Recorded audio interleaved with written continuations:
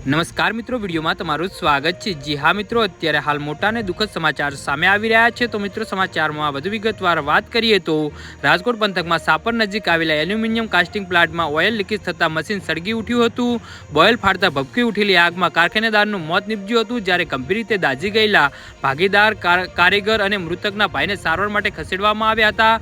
કારખાનેદાર યુવકને મોતને લઈ પરિવારમાં એરાટી સાથે ગમગમી છવાઈ જવા પામી હતી। જી હા મિત્રો, અત્યારે હાલ મોટા અને દુઃખદ સમાચાર સામે આવી રહ્યા છે।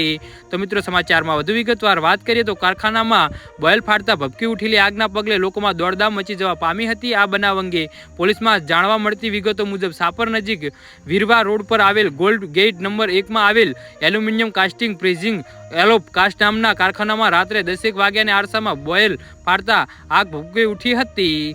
જી હા મિત્રો, અત્યારે હાલ મોટા અને દુઃખદ સમાચાર સામે આવી રહ્યા છે।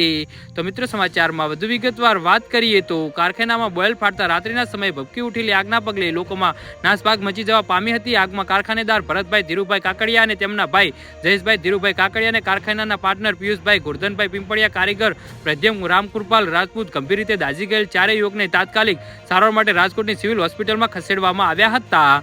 જી હા મિત્રો, તો આના વિશે તમારું શું કહેવું છે તો નીચે મારી કમેન્ટ બોક્સમાં જરૂરથી જણાવજો અને મારી યુટ્યુબ ચેનલને સબસ્ક્રાઇબ કરવાની ભૂલતા નહીં। વિડીયો પૂરો જોવા બદલ તમારો ખૂબ ખૂબ આભાર।